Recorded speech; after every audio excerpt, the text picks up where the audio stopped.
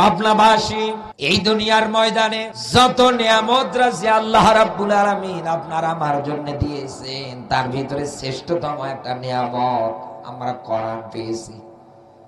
এই পৃথিবীতে কোরআন পাওয়ার পরে যদি আমরা কোরআনের নিয়ম নীতি কায়েমের জন্য মনোভাব তৈরি করতে পারতাম, এদেশের কোনো মুসলমান কোনোদিন কোনো জায়গায় মায়ের খেত না, কোন দিন কোন জায়গার মধ্যে অপমানিত লাঞ্ছিত কোনো কিছু শিকার হতো না।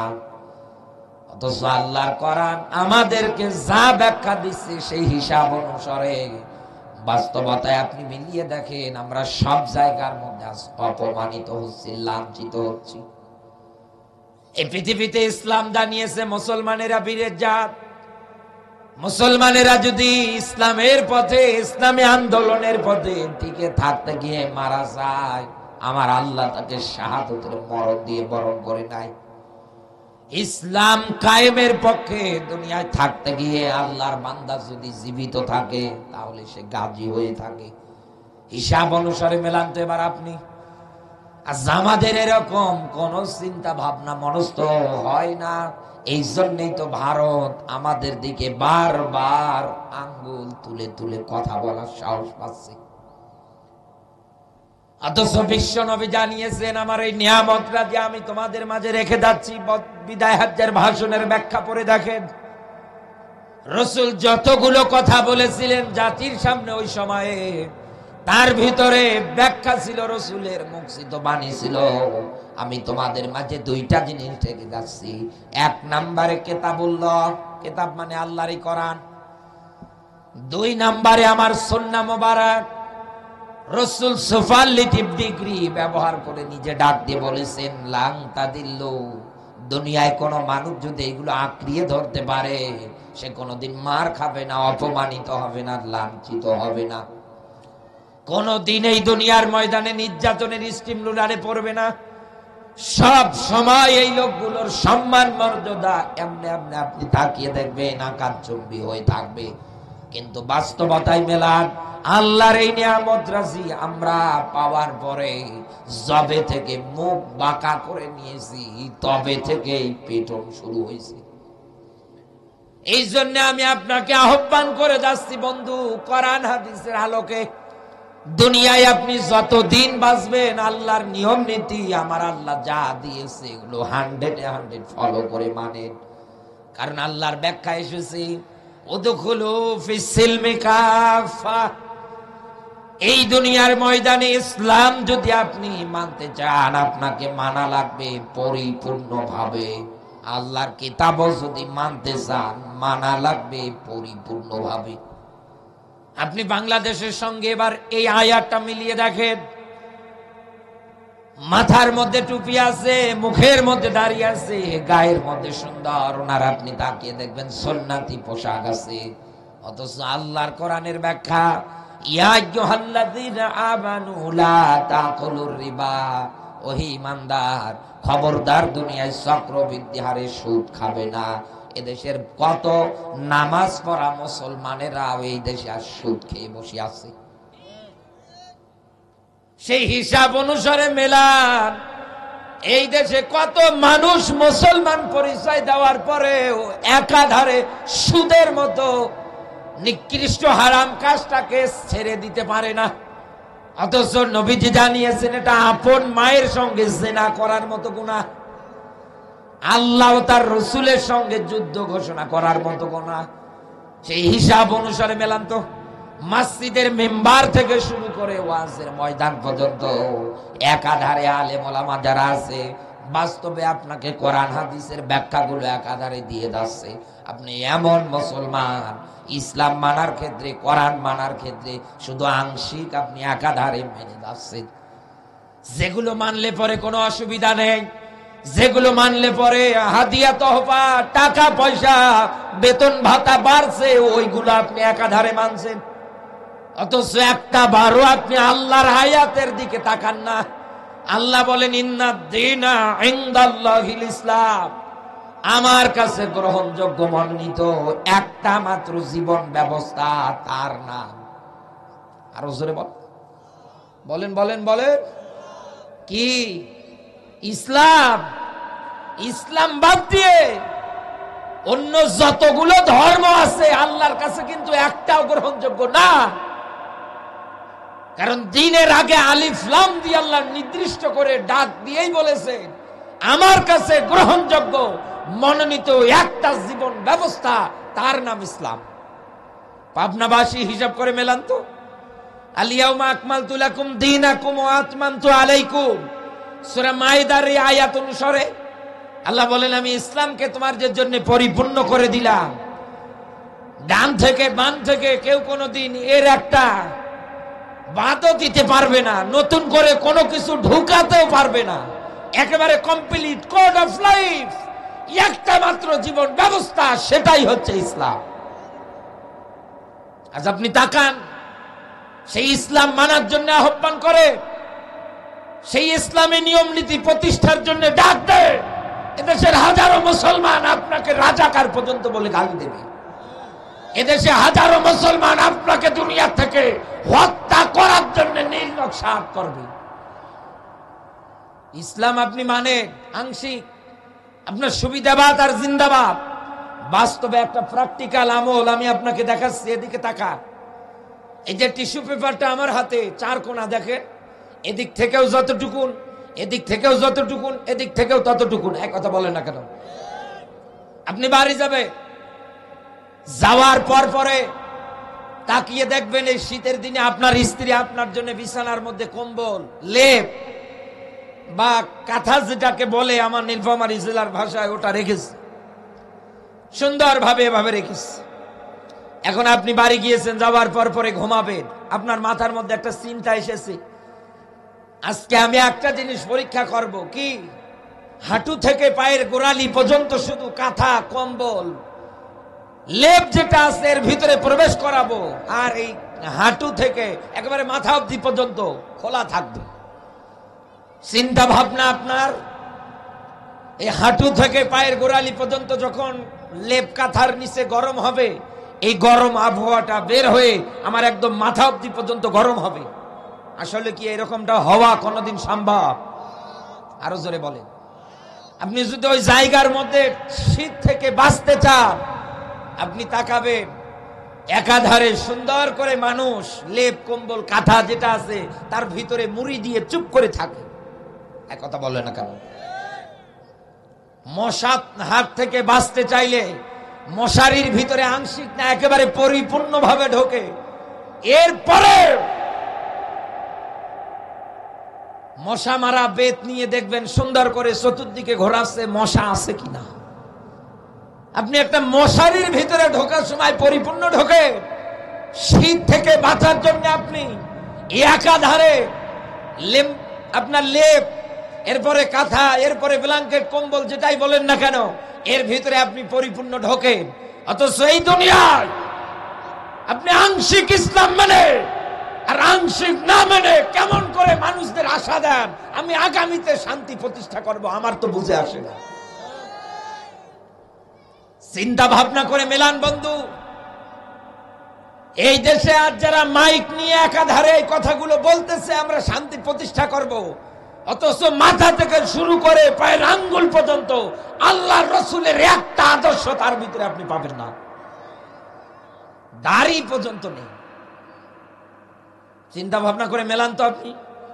যেই লোকটা আজ পর্যন্ত পরিপূর্ণ ইসলাম মানতে পারল না, যেই লোকটা আজ পর্যন্ত দুনিয়ায় ইসলামের নিয়ম নীতিকে পরিপূর্ণভাবে আঁকড়িয়ে ধরতে পারলো না, ও কেমনে দুনিয়ায় শান্তি প্রতিষ্ঠা করবে? ওর ক্ষেত্রে তো অবস্থা দাঁড়াবে এইরকম। এক বাড়িতে একটা যুবক ছেলে ছিল, নাম ছিল ইসলাম। বাড়িওয়ালার একটা মেয়ে ছিল, নাম ছিল শান্তি।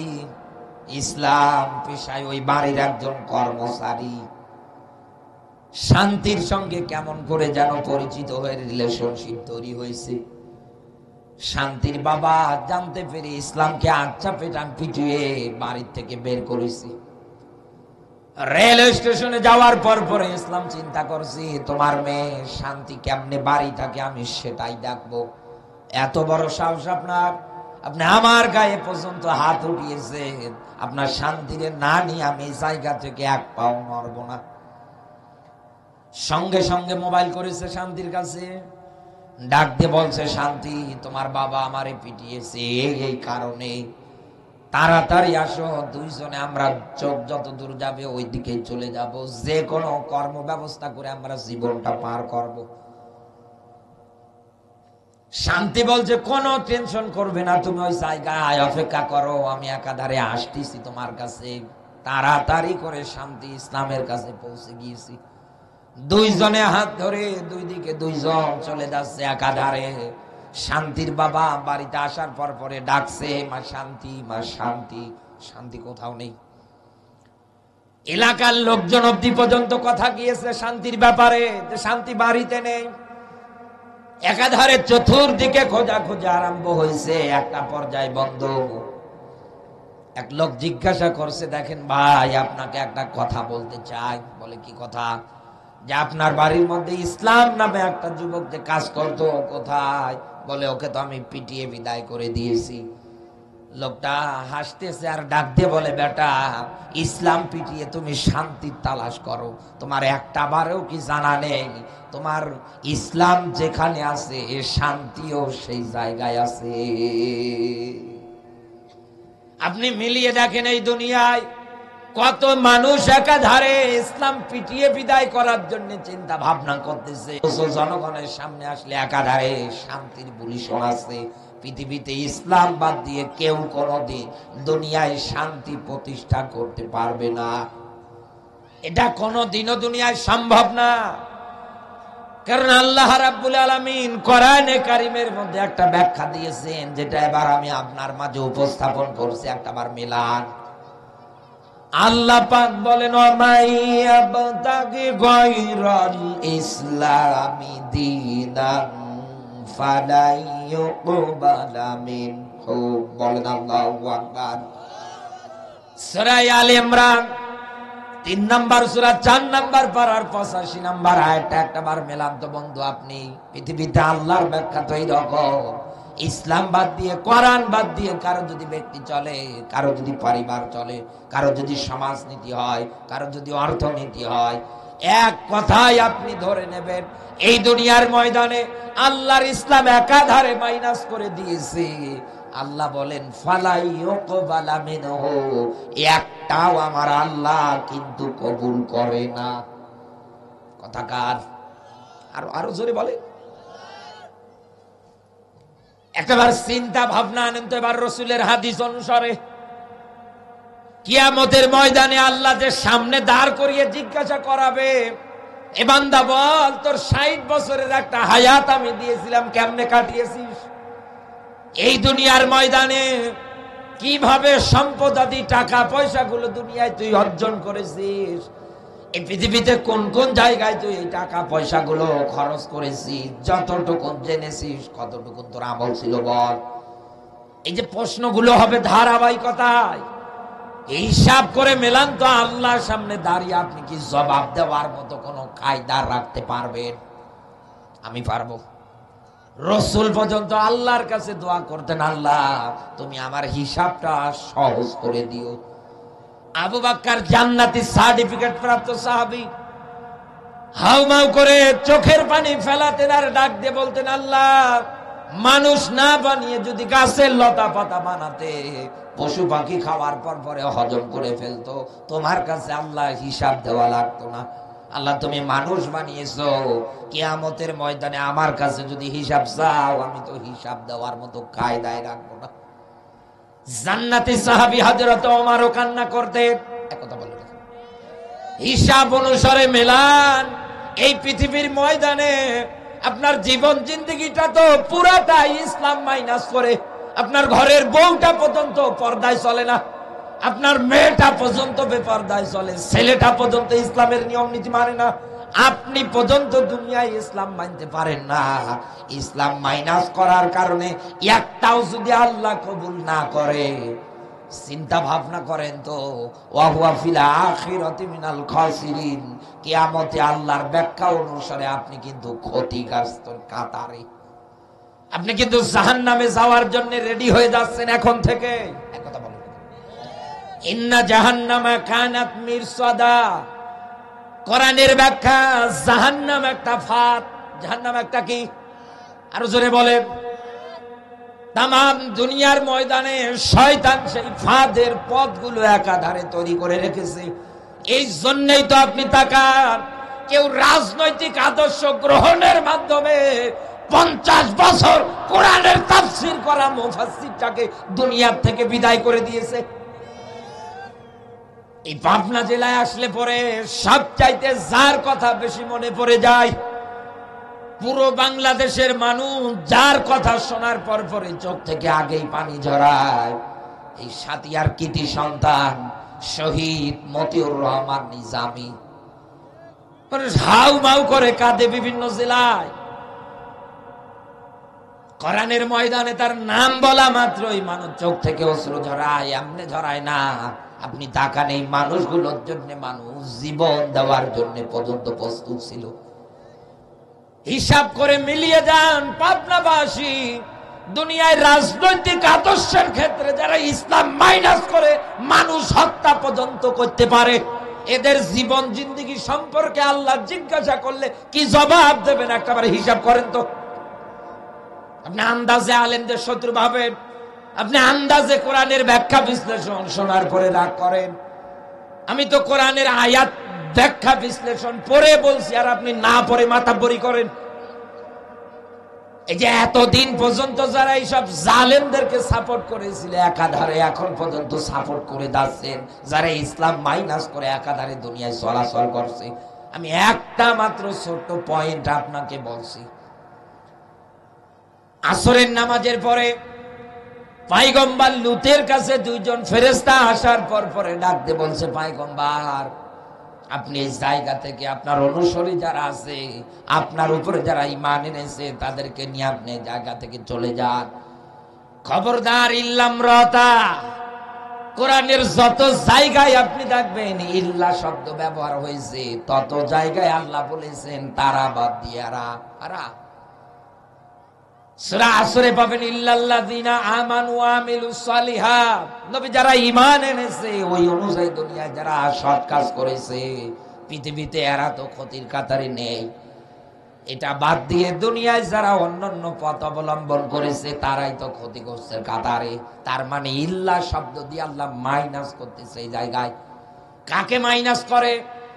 হযরতে লূত আলাইহিস সালাতু ওয়াস সালামের স্ত্রীর ব্যাপারে আল্লাহ ডাক দিয়ে বলছেন, খবরদার আপনি আপনার স্ত্রীকে নিতে পারবেন না।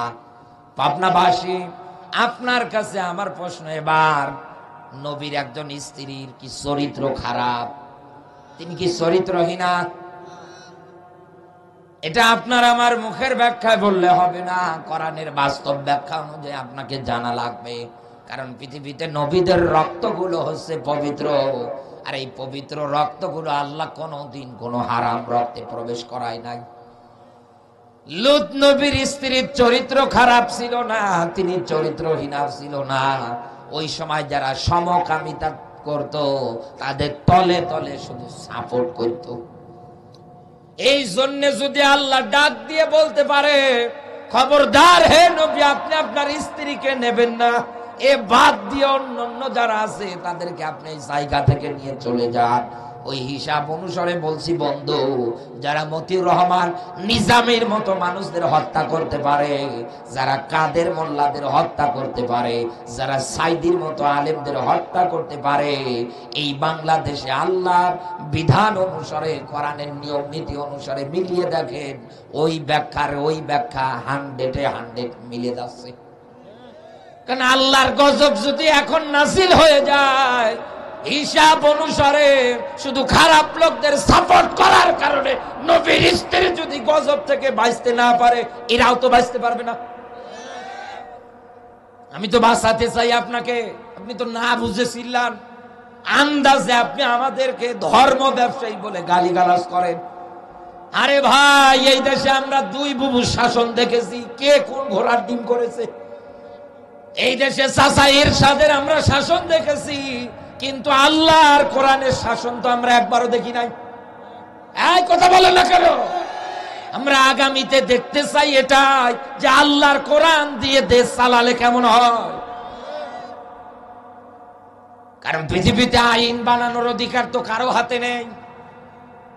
আল্লাহ পাক বলেন ইয়াকুলুনা হাল্লানা মিনাল আমরি মিন শাইইন কুল ইন্নাল আমরা কুল্লাহু লিল্লাহ।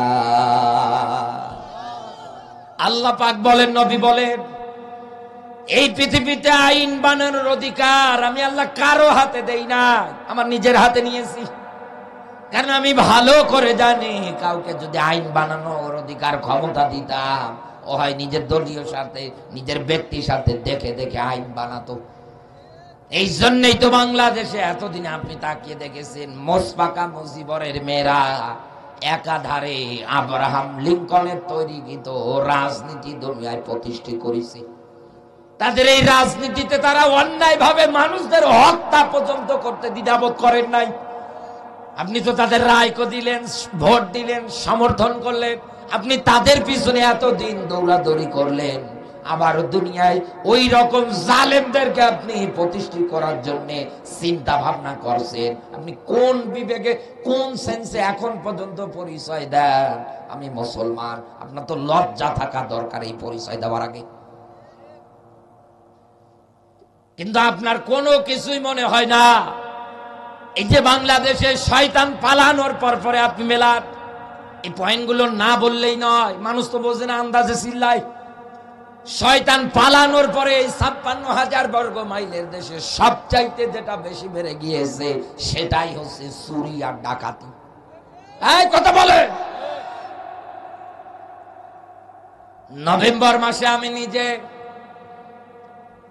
জয়পুরহাট সদরের মধ্যে মাহফিল শেষ করার পরে আমার 3 তারিখ নভেম্বরের মাহফিল ছিল মাগুরা জেলা শ্রীপুর থানায়। জয়পুরহাট সদরে মাহফিল করার পরে কালাই দিয়ে মেলাম গাড়ি হয়ে দুপসাসিয়া, এরপরে আপনি ওই জায়গা থেকে নাটোর সিংড়া হয়ে একাধারে আপনি বনপাড়ায় আসতে পারবেন। আর বনপাড়া আসলে মানে দাসুরিয়া থেকে একটানে আপনি খুলনা বিভাগে ঢুকতে পারবেন। আমি যখন ওই রাস্তা দিয়ে রাতের বেলা ঢুকেছি, সামনে একটু যাওয়ার পরেই তাকিয়ে দেখছি 4 জন লোক গামছা মুখে বেঁধেছে, শুধু চোখ দুটো বের করা, 2 জন সামনে আর 2 জন পিছনে, বড় বড় লাঠি, কারো হাতে আবার রড, এভাবে উঁচু করেছে গ্লাসে মারবে। সামনে থেকে গ্লাস খুলে দেওয়ার পরে ইশারা দিলাম, ভাই যা আছে নেন, গাড়ি ভাঙেন না। আমি তো তখন মাথায় টুপি পরি নাই, শীতের কারণে আমি অন্য একটা টুপি পরে বসেছিলাম গাড়ির ভিতরে। ডাক দিয়ে বলছে, ভাই আপনার চেনা লাগে মানে? আমি তো সেদিনেই আপনাদের আতাহারে ওয়াজ করে গেলাম, অক্টোবর মাসে ওয়াজ করে গেলাম, আর আপনি আমার গাড়ি আটকান। বলছে, ভাই বেয়াদবি মাফ করবেন, আমরা ডাকাতির উদ্দেশ্যে আপনার গাড়ি এই জায়গায় থামাই নাই। থামিয়েছেন কেন? যে মশান নিয়ে আসেন দেখলেই তো আমার ভয় লাগছে। আবার বলছেন আপনি?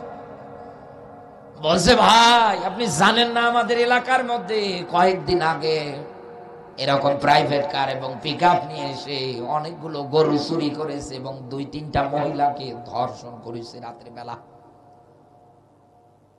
এরপর থেকে আমাদের এলাকার মধ্যে একটা মানুষও ঘুমায় না, সবাই এরকম করে জেগে থাকে। এ তো শুরু কেবল, আপনি সামনে যত আগাবেন তত আপনাকে আটকাবে। চিন্তা করছে আল্লাহর মাগুরা কি যেতে পারবো?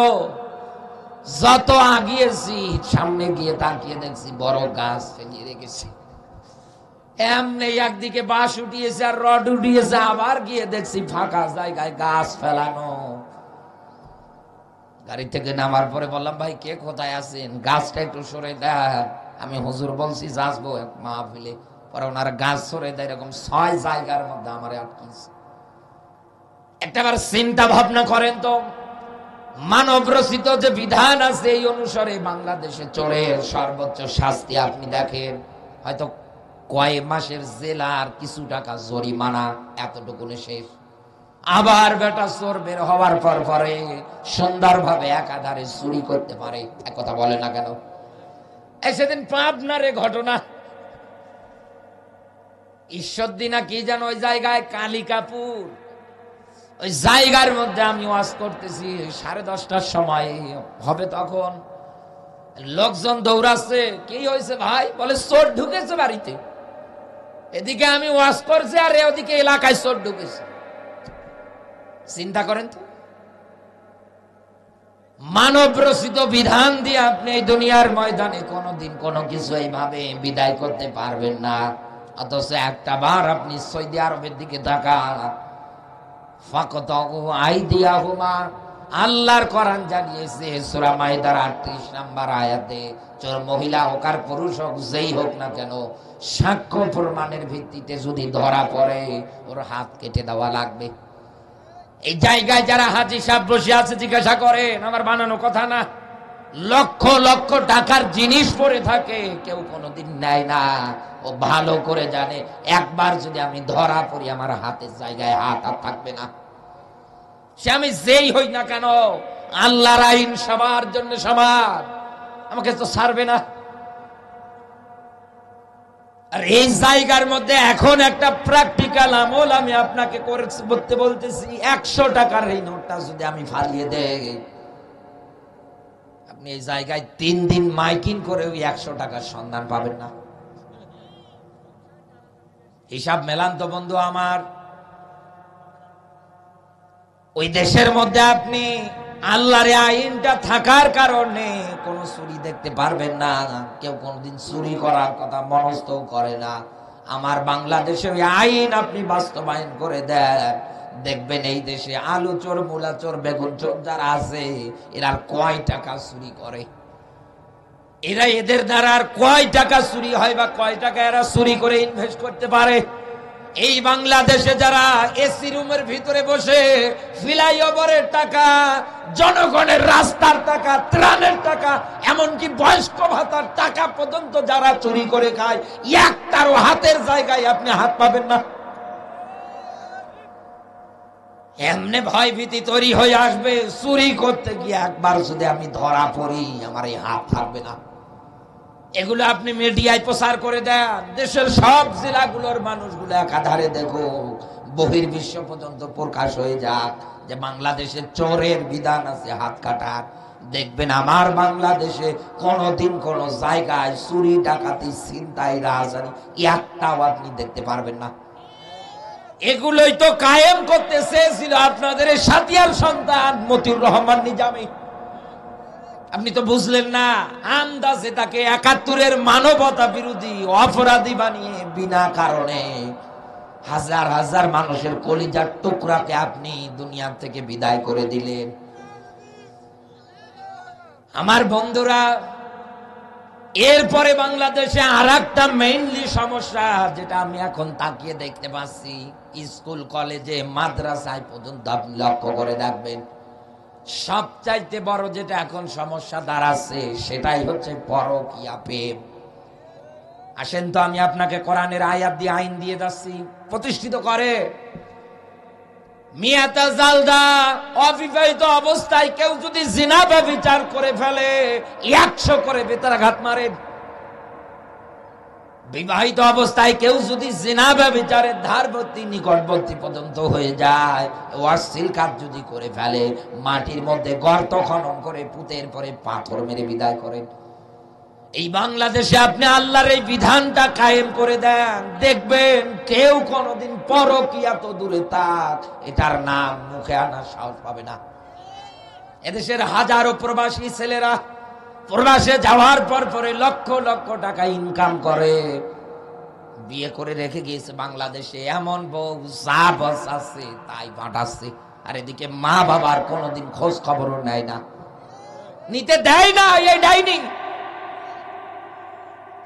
শেষে আপনি তাকিয়ে দেখবেন টাকা পয়সা যা কিছু আছে সব ওর অ্যাকাউন্টে একাধারে পাঠাচ্ছে, আর টাকা পয়সা গুলো নিয়ে আর এক বেটার সঙ্গে ফুর্তি করে বেড়াচ্ছে। 10 বছর 20 বছর বিদেশ খাটার পরে বাড়ি এসে তাকিয়ে দেখে সর্বনাশ, সব কিছুই তো আমার শেষ, এই জায়গার মধ্যে আমার তো কোনো কিছু অবশিষ্ট থাকলো না। এই বাংলাদেশে আপনি বন্ধু কোরআনের আইন কায়েম করেন, দেখবেন এই দেশে কোনোদিন রেস্টুরেন্টের মধ্যে কোন ছেলে কোন মেয়ে একাধারে বসে আড্ডা দেওয়ার সাহস পাবে না। কত মানুষ এদেশে আর পার্ক বানিয়ে বগল বানাচ্ছে, পার্কে লক্ষ লক্ষ টাকা ইনকাম করতেছে এক মাসে, এই কথা বলে।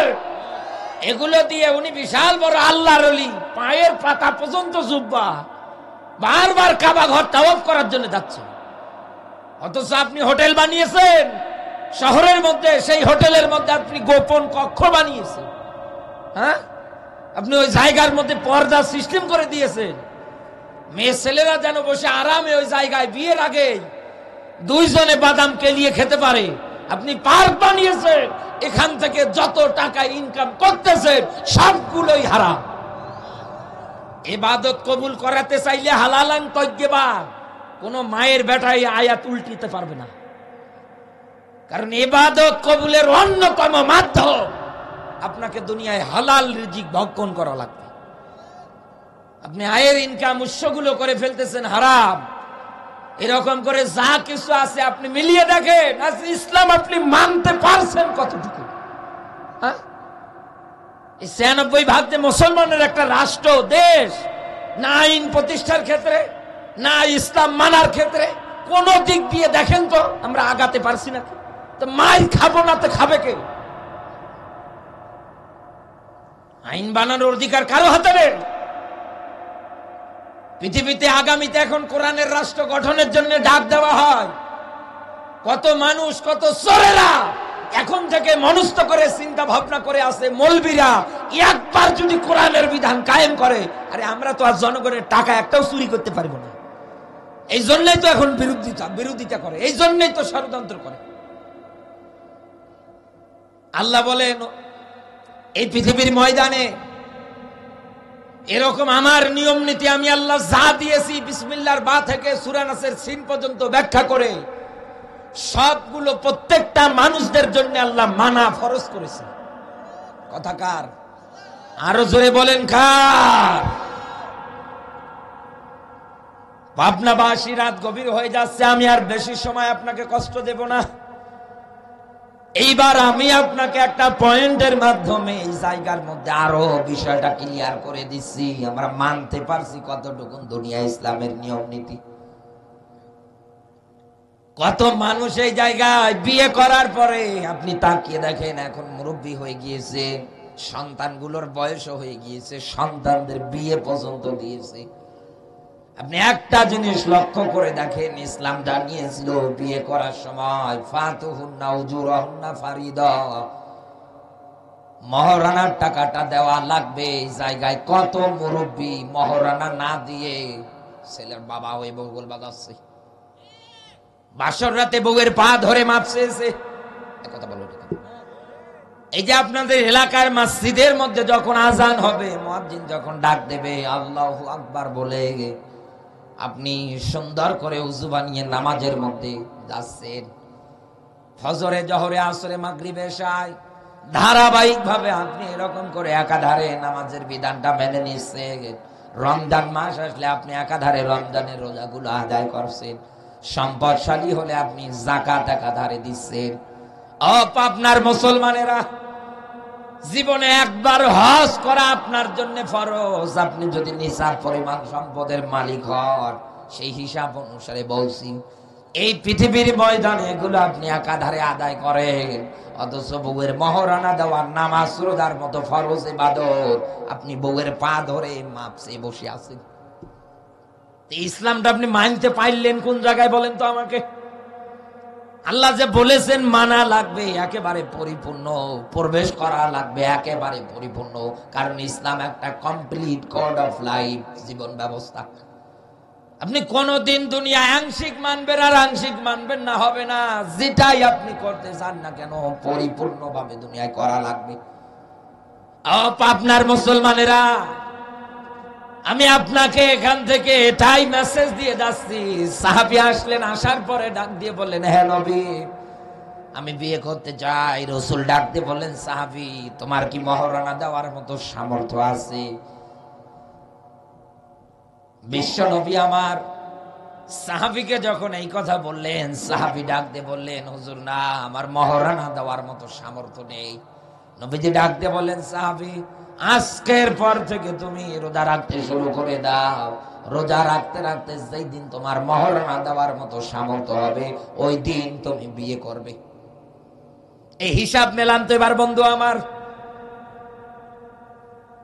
নবীজির কাছে সাহাবী আসলেন, রাসূল তাকে মহরণার বিষয়ে রোজা রাখতে বললেন। স্ত্রীর এটা গোপনীয় অ্যাকাউন্ট, নির্ধারিত অ্যাকাউন্ট, আর আপনি বউয়ের পা ধরে এই জায়গার মধ্যে মাপসে বসে আছেন। বিশাল বড় আল্লাহর ওলি হয়ে আছেন দাড়ি রেখে। কিয়ামতের দিন আপনাকে জিনাকারের কাতারও দাঁড়ানো লাগবে, আপনার কি একটু বারের জন্য ভয় হচ্ছে না? এই যে মায়েরা যদি এসে থাকে, যার স্বামী এইভাবে পা ধরে মাপছে, আপনি আজকেই বাড়ি গেলে আরো ভালো করে ধরবেন যে আমার টাকা দরকার। কারণ এই বিধান তো দুনিয়ার কোন মানুষের তৈরি করা না। এই বিধান যিনি দিয়েছে তিনি কে? আরো জোরে বলেন। আপনি কি মানতে পারছেন? এই রকম করে যত জায়গায় আপনি একাধারে হাত দেন না কেন, সব জায়গার মধ্যে আপনি একাধারে তাকিয়ে দেখবেন, কোন জায়গার মধ্যে কোন ফলাফল আপনি ইসলাম মানার ক্ষেত্রে পরিপূর্ণ পাবেন না। একেবারে মসজিদের মেম্বার থেকে শুরু করে ওয়াজের ময়দান পর্যন্ত এদেশের আলেম সমাজ যারা আছে, জ্ঞানী মানুষ যারা আছে, কোরআনের বাস্তব ব্যাখ্যাগুলো আপনাকে একাধারে সুন্দর করে করে দিয়ে যায়। তথা বাংলাদেশে যে পরিমাণে এখন কোরআনের মাহফিলের আয়োজন হচ্ছে, সেই হিসাব অনুসারে মেলান বন্ধু, এই দেশের মানুষরা তো কবেই ভালো হয়ে যাওয়ার কথা ছিল। কারণ কোরআনের মাহফিলে কোনো হিন্দু এসে বসে না, কোনো খ্রিস্টান বসে না, কোনো ইহুদি নাসারা বৌদ্ধরা বসে না। কোরআনের অনুষ্ঠানে যারা এসে উপস্থিত হয়, সবার পরিচয় একটাই, অকালা ইন্নানি মিনাল মুসলিমিন, আমরা তো মুসলমান। আপনাদের মনোযোগ আছে ভাই? আছে আছে? খারাপ লাগছে আমার কথা না? কারণ অনেক মানুষের পিঠের উপর দিয়ে মই যাচ্ছে, আমি তো জানি। এদিকে তাকান ভাই আমার, ৯৬% মুসলমানের দেশে যে পরিমাণ কোরআনের অনুষ্ঠান হয়, প্রায় মাহফিল গুলোতে আপনাকে একটাই আহ্বান করা হয়, আলেম ওলামারা সুন্দর করে আহ্বান করে যাচ্ছে, দুনিয়ায় যদি আপনি ইসলাম মানতে চান পরিপূর্ণভাবে মানেন, জীবনটা চালাতে চান পরিপূর্ণভাবে চালান। এগুলো প্রায় মাহফিল গুলোতে বলা হচ্ছে। আর বাংলাদেশে একদিনে হিসাব করে আপনি জরিপ চালিয়ে দেখেন, প্রায় ১,০০০-এর উপরে কোরআনের অনুষ্ঠান হচ্ছে। কোন হিন্দুরা তো আসে না, কোন বৌদ্ধ তো আসে না, কোন খ্রিস্টান তো আমাদের এই অনুষ্ঠানের মধ্যে এসে বসে থাকে না। এই জায়গায় যারা উপস্থিত হয়, সবার পরিচয় কিন্তু মুসলমান। তাহলে এই দেশের মানুষদের মাঝে আজ হেদায়েত কেন কাজ করে না? কেন কোরআনের দাওয়াত দেওয়ার পরেও মানুষদের মাঝে আজ আমরা পরিবর্তন লক্ষ্য করি না? অথচ আল্লাহ পাক রাসূলকে পর্যন্ত জানিয়েছিলেন, হে নবী, আপনি যাকে পছন্দ করেন, ভালোবাসেন, তাকে কিন্তু আপনি হেদায়েত দিতে পারবেন না। হেদায়েত তো আপনার হাতে না, হেদায়েত কার হাতে? ফাযাক্কির ইন্নামা আনতা মুযাক্কির লাস্তা আলাইহিম বিমুসাইতির। নবী আপনাকে দুনিয়ায় পুলিশ দারোগা করে পাঠাই না যে মানুষ পিটিয়ে দুনিয়ায় হেদায়েত করা লাগবে। নবী আপনার দায়িত্ব শুধু প্রচার করা, আপনি দাওয়াত দেন, যার ইচ্ছা হয় মানবে, যার ইচ্ছা হয় না মানবে। যারা মানবে না, আমি আল্লাহ এদেরকে সাইজ করব নিজে। এই জন্যই তো কোরআনের ব্যাখ্যা এবার আমি আপনার মাঝে ধারাবাহিক ভাবে প্রকাশ করছি। একটাবার মিলিয়ে বাড়ি যান। কেন এই দেশে এত কায়দায় মুসলমানদের মাঝে কোরআনের অনুষ্ঠানে, কোরআনের কথা প্রচার করার ক্ষেত্রে, ইসলাম দিয়ে জীবন চালানোর ক্ষেত্রে চালাতে বললেও আজ মানুষ চালায় না। না চালানোর পিছনে কারণ কি, আমরা এইটাই এবার বের করব। আপনারা আছেন তো?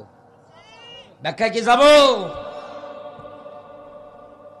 আল্লাহ পাক বলেন, ইন্নাল্লাযীনা কাফারু সাওয়াউন আলাইহিম, বলেন আল্লাহু আকবার। সূরা বাকারা, জ্ঞানী মানুষ যারা আছে এখানে মাথা একটু একটু খাটান।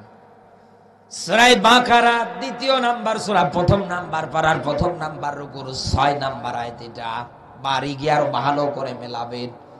ইন্না মানে নিশ্চয়, আল্লাযী অতঃপর যারা, কাফারু দুনিয়ায় যারা কাফের, নবী আপনি এদেরকে দাওয়াত দেন আর না দেন, কি সতর্ক করেন আর না করে, কোরআনের মেসেজ দেন আর না দেন, নবী দুইটাই সমান। কোনদিন এই দুর্গুলো ঈমান আনবে না। কথাকার আরো জোরে বলেন। নবী এরা কোনদিন দুনিয়ায় ঈমান আনবে না। কারা? যারা কাফের। আমি আবারও বলছি আপনাকে বন্ধু, কোরআনের অনুষ্ঠানে তো আমরা কাফের বলতে যাদেরকে চিনি, এদেশে মুসলমান বাদ দিয়ে অন্য ধর্মের লোকেরা, এটা তো বাংলাদেশে মাত্র আছে হাতে গোনা মাত্র 4%। আমি যে ওদের নিয়ে বিরুদ্ধাচারণ করব, ওদের গালি গালাজ করব, আল্লাহর কোরআন কিন্তু এই অনুমতি আমার দেয় নাই। কারণ আমার ধর্মটা এমন শ্রেষ্ঠ ধর্ম, লাকুম দীনুকুম ওয়ালিয়া দীন, ওদের ধর্ম ওদের কাছে, আমার ধর্ম আমার কাছে। লা ইকরাহা ফিদ্দীন, ধর্ম নিয়ে বাড়াবাড়ি করা চলবে না, যার যা মন চাচ্ছে সে তাই করুক না কেন। কিন্তু আমরা মুসলমান যারা আছি, কাফের বলতে তো ওদেরকেই একবারে বুঝিয়ে দেয় যে ওরাই কাফের। কথা বলে না কেন যে ওরাই তো কাফের, তাহলে ওরা তো আসে না, আসে তো মুসলমানেরা। তারপরেও কেন আর সোনার মানুষগুলোকে দুনিয়া থেকে বিদায় করার জন্য নীল নকশা তৈরি করা হয়? তারপরেও কেন দুনিয়ায় ইসলামী আন্দোলনের বিরুদ্ধে মানুষ কথা বলে?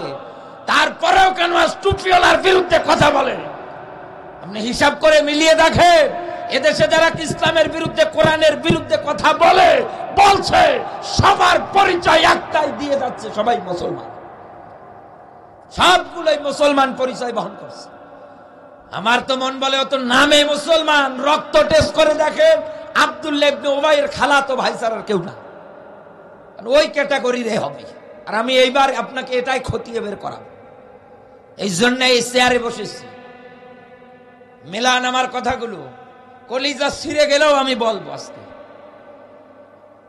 যেহেতু এই জায়গার মধ্যে আল্লাহ একটা শব্দ দিয়েছেন কাফা আর ওয়াও, কাফারু, নবী নিশ্চয় দুনিয়ায় যারা কাফের, এনাদের মাঝে আপনি যতই গিয়ে কোরআনের মেসেজ এই আকারে দেন না কেন, এইভাবে আপনি যতই তাদেরকে সতর্ক করেন না কেন, নবী ইসলাম দিয়ে দেশ চালানোর কথা যতই তাদেরকে বলেন না কেন, ঈমান আনার কথা, জাহান্নামের ভয়ভীতি যতই আপনি দেখান না কেন, আমি আল্লাহ বলছি লা ইউমিনুন, কোনদিন এই মানুষগুলো দুনিয়ায় ঈমান আনবে না। এ কথা কার? এখন আমাদের বের করা লাগবে এই জায়গা থেকে কাফের কারা। এক নাম্বার দলিল বলছি, কাফের চেনার জন্য সুন্দর করে আপনি মাথার মেমোরিতে সেভ করে নিয়ে এই জায়গা থেকে বাড়ি যাবেন। যেহেতু কোরআনের ব্যাখ্যা বাল্লিগু আন্নি ওয়ালাউ আয়া, বাল্লিগু শব্দটা বহু বচন, এটাতে এক বচন না, একজনকে ইন্ডিকেট করে বোঝায়নি, সবাইকে বুঝিয়েছে। রাসূল বলেন তোমরা সবাই মিলে প্রচার করো, আন্নি আমার পক্ষ হতে, আয়া একটা আয়াত, একটা হাদিস, যেটাই আপনি জানেন না কেন এটাই প্রচার করা ফরজ। কু আনফুসাকুম ওয়া আহলিকুম নার, নিজে জাহান্নামের আগুন থেকে বাঁচেন, অধীনস্থ যারা আছে এদেরকেও বাঁচান। এই দাবি আমরা সবাই রাখতে পারবো তো? এর দাওয়াত কি পৌঁছাতে পারবো?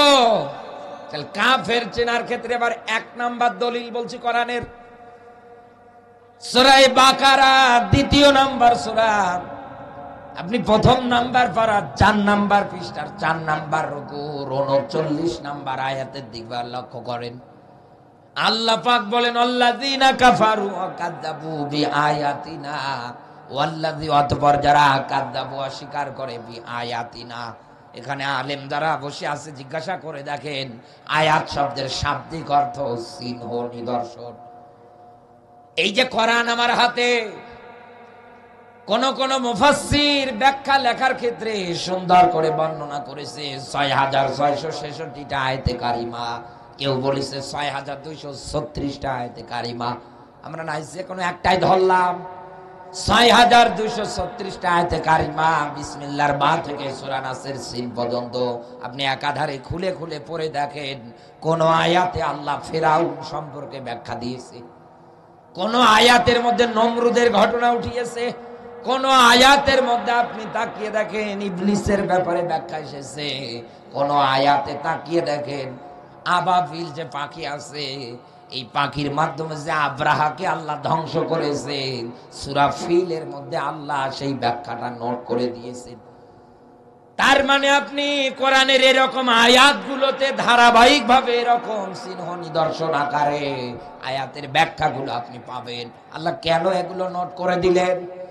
পৃথিবীতে আদম থেকে শুরু করে ঈসা রুহুল্লাহ পর্যন্ত যত নবী রাসূল দুনিয়ায় এসেছে, তারা যখন এই দুনিয়া থেকে বিদায় নিয়ে চলে গিয়েছে, তাদের উপরে যে মুজিজাগুলো ছিল সবগুলো বিদায় হয়েছে, একটাও কিন্তু দুনিয়ায় আর নেই।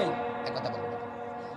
কিন্তু আপনার আমার নবী, নবী মুহাম্মদ সাল্লাল্লাহু আলাইহি ওয়াসাল্লামের উপরে আল্লাহ যেটা নাজিল করেছেন, আমরা যেটা পেয়েছি, এটা কিয়ামতের আগ পর্যন্ত শুধু না, একেবারে জান্নাতি মানুষদের ভাষা পর্যন্ত হবে এই কোরআনের ভাষা।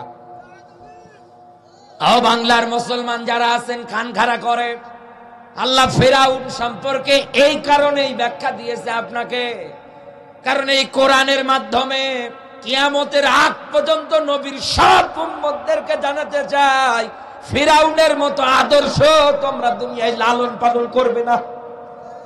কারণ তাকাও, মুসা নবীর বিরুদ্ধাচারণ করার কারণে আমি আল্লাহ ফিরাউনকে কিন্তু ছাড় দেই না, নীল নদের মধ্যে চুবিয়ে চুবিয়ে দুনিয়া থেকে বিদায় করেছি। আমি আল্লাহ কিন্তু হামান কারুনকে ছেড়ে দেই নাই, আমি আল্লাহ কিন্তু আদ জাতি সামুদ জাতি এদেরকে ছেড়ে দেই নাই, আমি আল্লাহ কিন্তু কওমে লূত যারা আছে তাদেরকে ছেড়ে দেই নাই। তার মানে আল্লাহ এখান থেকে এটাই মেসেজ দিতে চায়, এই দুনিয়ার মানুষেরা যেন ওদের মতো মনোভাব, চিন্তা, টেন্ডেন্সি গুলো তৈরি না করে। কি তৈরি করেছিল তারা? যেমন নবী মুসার উপরে তাওরাত, বনি ইসরাইলের অনেক লোকেরা এটা অস্বীকার করতো, মানতো না, এটা মিথ্যা প্রতিপন্ন করতো। একথা বললেন না কেন? আপনি তাকান ওদের পরিণতি কি ভালো হয়েছে, কেউ কেউ বানরে পর্যন্ত পরিণত হয়েছে। আপনি আব্রাহার দিকে তাকান, যিনি কাবা ঘর পর্যন্ত ধ্বংস করার জন্য এসেছিল রসুলের জন্মের অনেকদিন আগে। আমার আল্লাহ আব্রাহার ব্যাখ্যাটা কেন কোরআনে জাতির মাঝে ব্যাখ্যা করেছেন? তখন তো রসুল ছিলেন না, তারপরেও কেন দিলেন? আল্লাহ এই কারণেই দিয়েছে, আব্রাহার থেকে শিক্ষা নাও দুনিয়ার মানুষ। ও আমার ঘর কাবা ধ্বংস করার কারণে বা ধ্বংস করতে এসেছে হস্তি বাহিনী নিয়ে, আমি আল্লাহ কিন্তু বরদাস্ত করি নাই। আবাবিল পাখি দিয়ে আমি আল্লাহ দুনিয়ার থেকে বিদায় করে দিয়েছি। আমার তো মন বলে ভারত এখন এই আয়াতটা থেকে সবচাইতে বেশি ওর শিক্ষা নেওয়া দরকার, কারণ ও আমাদের বাবরি মসজিদ ভেঙে রাম মন্দির বানিয়েছে। আপনি তাকান বন্ধু, আল্লাহর ঘর ধ্বংস করতে এসেছে, এই জন্য আমার আল্লাহ ছাড়ে নাই আব্রাহাকে। আজ দুনিয়ায় যারা এইরকম দুঃসাহসিকতা দেখাচ্ছেন একাধারে, আমার আল্লাহ যেদিন ধরবে তো বাপ বলার সময় দেবে না।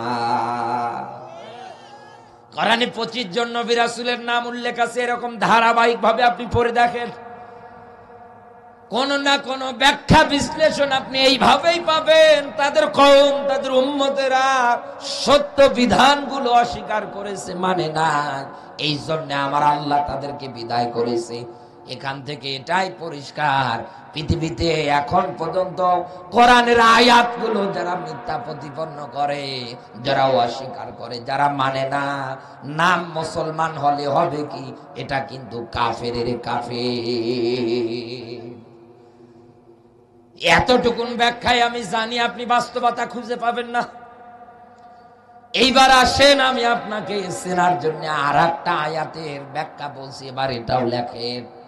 সূরা হামিম সাজদা 41 নাম্বার সূরা 24 নাম্বার পারার, এটা পাবেন আপনি 26 নাম্বার আয়াত।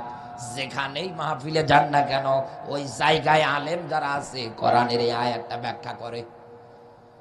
আল্লাহ পাক বলেন, ক্বালাল্লাযীনা কাফারু লা তাসমাউ লিহাযাল কুরআনি ওয়ালগাউ ফীহি লাআল্লাকুম তাগলিবুন।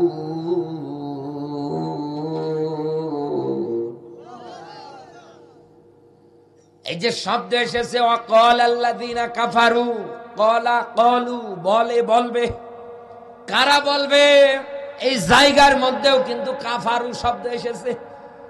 নবী যারা কাফের, মিথ্যা প্রতিপন্নকারী, সত্য বিধান অস্বীকারী, এরা বলবে কি বলবে? লা তাসমাউ লিহাদাল কুরআন, সব চলুক, সব মানুষ শুনুক, একটা বিধান যেন শুনতে না পারে, সেটাই আল্লাহর কোরআন। যেখানেই নবী মোহাম্মদ প্রচার করতে যাক না কেন, ওই জায়গায় গিয়ে তোমরা হট্টগোল বাজাও, ওই জায়গায় গিয়ে মারামারি বাজিয়ে দাও, ওই জায়গার মধ্যে তোমরা দরকার পড়লে তার এক নিশনে ইবনে কাসিরের ব্যাখ্যা বলছি, ঢোল তবলা গান বাজনার আয়োজন করো। অতীতের ইতিহাসে কাফের যারা ছিল, রসুলের কোরআন প্রসারণা বন্ধ করার জন্য তারা একাধারে হট্টগোল বাজিয়েছে, মারামারি বাজিয়েছে। এটাতেও তারা যখন পাইত না, তখন তারা একাধারে কোরআন প্রচারের ওই জায়গার একনিষ্ঠে তারা গান বাজনা বাদ্যযন্ত্র বাজাতো।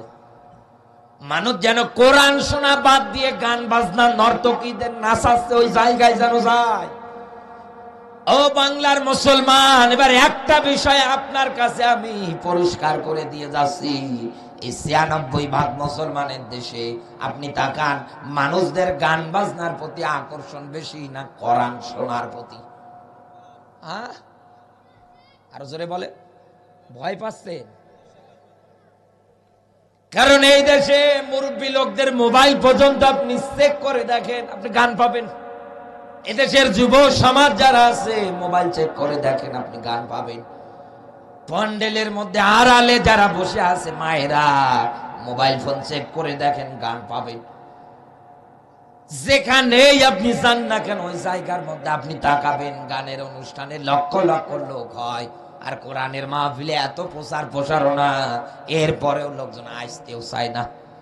যদি একটু আসে, ও মনে মনে ভাবে হুজুর খালি আমার বিরুদ্ধে যদি বলে আর থাকা যাবে না, আস্তে আস্তে উঠে উঠে বাড়ি চলে যায়, মনে মনে গালি দেয়। এ হুজুরের এই রকম বক্তব্যই কালকে আবার চার তলে বসে একাধারে বদনাম করবে। বক্তার খুঁজে পায় না, কার দাওয়াত দিয়ে নিয়ে আসে এই জায়গায়, শুধু রাজনীতি কথা বলে। এইরকম মানুষ আপনি পাবেন এই দুনিয়ায়। ও বন্ধু, আমি আপনাকে এখান থেকে এটাই মেসেজ দিয়ে যেতে চাচ্ছি, ওই সময়ে কাফের যারা আছে তারা কোরআনের কথাগুলোকে বন্ধ করার জন্য, মানুষদেরকে কোরআন থেকে দূরে রাখার জন্য তারা গান বাজনা, ঢোল তবলা বাদ্যযন্ত্র আয়োজন করত। এবার বাংলাদেশে মেলান, এই দেশে আপনি একাধারে তাকান, একটা কনসার্টের আয়োজন, ওই জায়গায় লক্ষ লক্ষ লোক এসে হাজির হচ্ছে, জমা হচ্ছে, কোনোদিন কারো কাছে কোনো পারমিশন নেওয়া লাগে না। অথচ আল্লাহর কোরআনের আয়াত আমার চোখের সামনে এই ব্যাপারে ভাসতেছে। আল্লাহ বলেন অমিনান নাসি, এই জায়গার মধ্যে মানুষদের ভিতরে এমন একদল মানুষ আছে। এখানে মানুষ বলতে শুধু মুসলমান না, ইহুদি খ্রিস্টান আছে, বৌদ্ধ নাসারা আছে, পৃথিবীতে যত মানুষ সবাইকে আল্লাহ জায়গার মধ্যে আয়াতে ডাক দিয়ে বলেছে অমিনান নাসি। নবী, মানুষদের ভিতরে এমনও মানুষ আছে যারা গান বাজনা গুলোকে টাকা পয়সা দিয়ে ক্রয় করে, আর এই গান বাজনা গুলো তাদেরকে আল্লাহর পথ থেকে দূরে সরে নিয়ে যায়। আল্লাহ বলেন ফাকাদ দাল্লা দালালান বাইদা, আমি আল্লাহ যদি একবার কাউকে পথ হারা করে দেই, পথ ভ্রষ্ট করে দেই, পৃথিবীর কে আছে তাদেরকে আর রাস্তা দেখাবে? পাবনাবাসী বুকে হাত দিয়ে বলেন তো, চক্ষু দুইটা বন্ধ করে বলেন তো, আল্লাহ ব্যতীত রাস্তা দেখানোর মালিক আর কেউ কি আছে? কেউ তো নেই।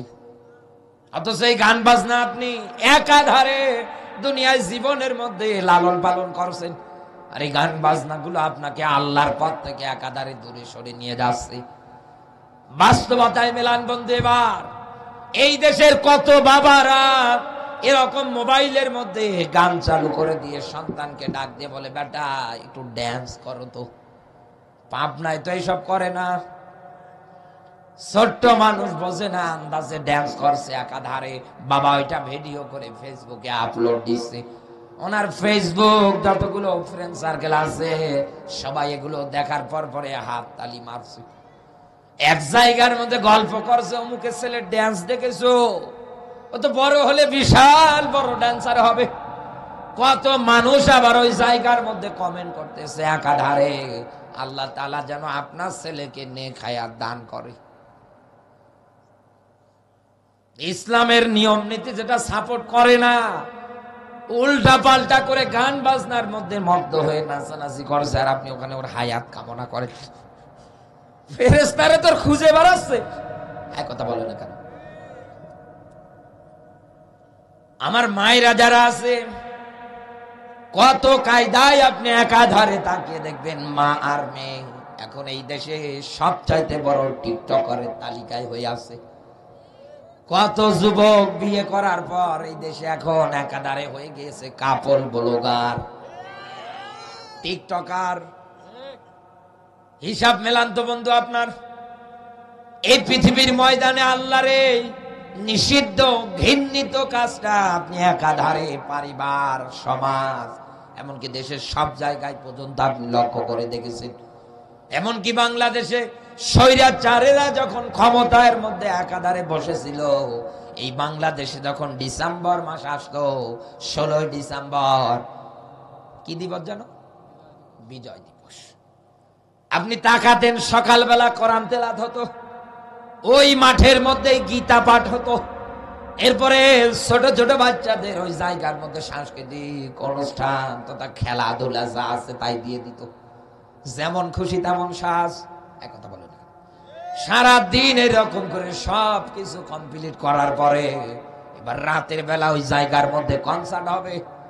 উপরের মধ্যে যে ব্যানারটা তৈরি করে টাঙ্গিয়ে দিয়েছে, ওই ব্যানারের উপর দিয়ে লেখা শহীদদের রুহের আত্মার মাগফিরাত কামনায়, শহীদদের রুহের আত্মার মাগফিরাত কামনায় পরিমণি এসে ড্যান্স করবে। জোরে বলুন সুবহানাল্লাহ। এদেশের জন্য যারা জীবন দিয়েছে, শফিক জব্বার, সালাম, বরকত, 1952 সালে ভাষা শহীদ যাদের বলা হয়, যারা জীবন দিয়েছে একাধারে বন্ধু আমার, তাদের রুহের আত্মার মাগফিরাত কামনায় ওই জায়গার মধ্যে সন্ধ্যাবেলা তাকিয়ে দেখবেন এরকম উলঙ্গ বেহিয়াপনা গান বাজনা বাদ্যযন্ত্র একাধারে বাজানো হচ্ছে। হিসাব করে মেলান, ওই জায়গার মধ্যে কোনদিন কোন পুলিশ গিয়ে বাধা দেয় না, কোনদিন ওই জায়গার মধ্যে 144 ধারা জারি হয় না। আর ওই জালেমেরা ক্ষমতায় থাকতে কোরআনের মাহফিলে 144 ধারা জারি করে বসে থাকতো। এমন বাপের বেটা এখন আয়, জুতো পেটা করে মানুষ তোকে একে দুনিয়ার থেকে বিদায় করা দিয়ে দেবে। চিন্তা করে দেখে, এতদিনে ওই জায়গাগুলোতে কোনোদিন কেউ বাধা দিত না, ওরা পাহারা দিত, আর ওই জায়গার মধ্যে একাধারে নাচতো। এই লালনের মাজারে পুলিশ পাহারা দেয় আর ওরা গাঁজা খায়। এই কথা বলে না কেন? কি কাণ্ড গো! আমির হামজা ভাই বলছে যে কুষ্টিয়া জেলায় জন্মগ্রহণ করে বড় ভেজালে আছে। কেন বলছে? আরে ভাই, যেখানে যায় লোকজন বলে হুজুর কুষ্টিয়ায় কিন্তু একজনের মাজার আছে লালন। বাংলাদেশে আর যত জায়গায় গাঁজা পাওয়া যাক আর না যাক, ওই জায়গায় অল টাইম পাওয়া যায়। এই জন্য আমার জেলার বদনাম হয়ে যাচ্ছে, এটা ভেঙে দেওয়া দরকার। পৃথিবীতে ইসলাম যেগুলো সাপোর্ট করে না, এই নেশাদ্রব্য, মদ, জুয়া, মূর্তি, ভাস্কর্য, লটারি, একটাও বাংলার মাটিতে প্রতিষ্ঠিত হতে দেওয়া যাবে না। আমার বন্ধুরা, আমি আপনাকে আয়াত থেকে বাস্তব কাফের চেনাবো, এই জন্য এতদূর পর্যন্ত নিয়ে আসলাম। তার ভিতরে কাফেরেরা যেহেতু গান বাজনা বাদ্যযন্ত্র দিয়ে কোরআন প্রচার প্রসারণায় বিঘ্ন ঘটাতো, বাধা ঘটাতো, আর সেটা এখন মুসলমানদের ঘরে ঘরে। এক কথা বলে না কেন? এই যে আয়াতের মধ্যে মূল মাস্টার মাইন্ড হিসাবে যিনি ভূমিকা রেখেছিল, তার নাম কিন্তু আবু জাহেল। কি নাম? লোকটার নাম ছিল আবুল হাকাম। আবু মানে পিতার, হাকাম মানে বুদ্ধির পিতা। শুধু ইসলাম আর কোরআনটা অমান্য করার কারণে এই লোকটার নাম হয়ে গিয়েছে মূর্খের বাবা। এক কথা বলে না কেন? একবার চিন্তা ভাবনা করেন তো, আবু জাহেল থেকে মূর্খের বাবা হয়েছে আবুল হাকাম থেকে, শুধু ইসলাম আর কোরআনটা মাইনাস করার কারণে। ও লোকদের বলতো যে তোমরা জমিনে যদি টিকে থাকতে চাও, বিজয়ী হতে চাও, তোমাদের চেয়ার গুলো যদি ধরে রাখতে চাও, তাহলে আব্দুল্লাহর বেটা মুহাম্মদ যেখানেই কোরআন প্রচার করুক না কেন, ওই জায়গায় গিয়ে তোমরা আগে হরতাল করবে, ওই জায়গায় গিয়ে আগে মারামারি বাজাবে, ওই জায়গায় গিয়ে আগে বিশৃঙ্খলা বাজাবে।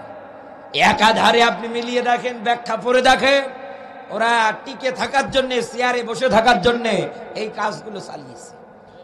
আমার বাংলাদেশে যে পুলিশ শয়তান ছিল, এরাও টার্গেটে ছিল। কত মানুষ মারতে হয় মারবো, তাও চেয়ার ছাড়বো না। এজন্য দেখেন, মেট্রো রেল দেখার পরে টিস্যু পেপার নিয়ে কাঁদছে। আর আবু সাইদ মীর মুগ্ধ, এই পাবনার কত ছেলেরা জীবন দিচ্ছে, এনাদের রক্ত দেখার পরে ওনার কান্নাই আসে না।